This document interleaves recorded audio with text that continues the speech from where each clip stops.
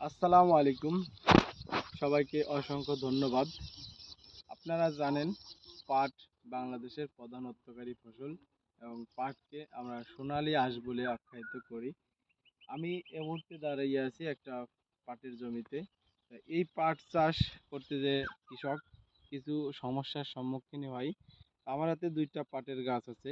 একটা পাটের পাতা হচ্ছে হলুদ হয়ে যাচ্ছে আগাগুলো, এ একটা রোগ। আর একটা সমস্যা হচ্ছিল পোকা, পাটের পাতায় পাতা খাওয়া পোকা।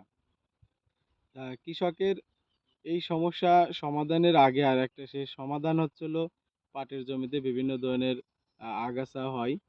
এই আগাছাগুলো দমন করার পরে আপনার এই পাটের পাতা খাওয়া পোকার ওষুধ স্প্রে করলে বেশি রেজাল্ট পাওয়া যায়। তা আগাছা দমনের জন্য আপনি আপনার জমিতে যে শ্যামা বিরকেনি, খুদে শ্যামা, বাদালে এই জাতীয় যে ঘাসগুলো আছে, এই ঘাসগুলো দমন করার জন্য আপনি আপনার জমিতে হুইপ সুপার এবং সানরাইজ ব্যবহার করতে পারেন। আরেকটা, পাটের যে আগাগুলো হলুদ হয়ে যাচ্ছে আর পাটের যে পাতাগুলো খেয়ে দিচ্ছে, এই দুইটা সমস্যার সমাধান আপনি একসাথে করতে পারবেন। আপনি সেই সমস্যা সমাধানের জন্য যে ওষুধ ব্যবহার করতে পারেন সেটা হচ্ছে হলো আপনি অ্যান্টাকল এবং হচ্ছে হলো পোকা খাওয়ার জন্য ফেনোসকুইক, এই ওষুধটা দিতে পারেন একসাথে মিশিয়ে। তাহলে আপনার পাটের পাতা হলুদ এবং পাতা খাওয়া পোকা থেকে আপনি আপনার পাটকে রক্ষা করতে পারবেন। সবাইকে ধন্যবাদ।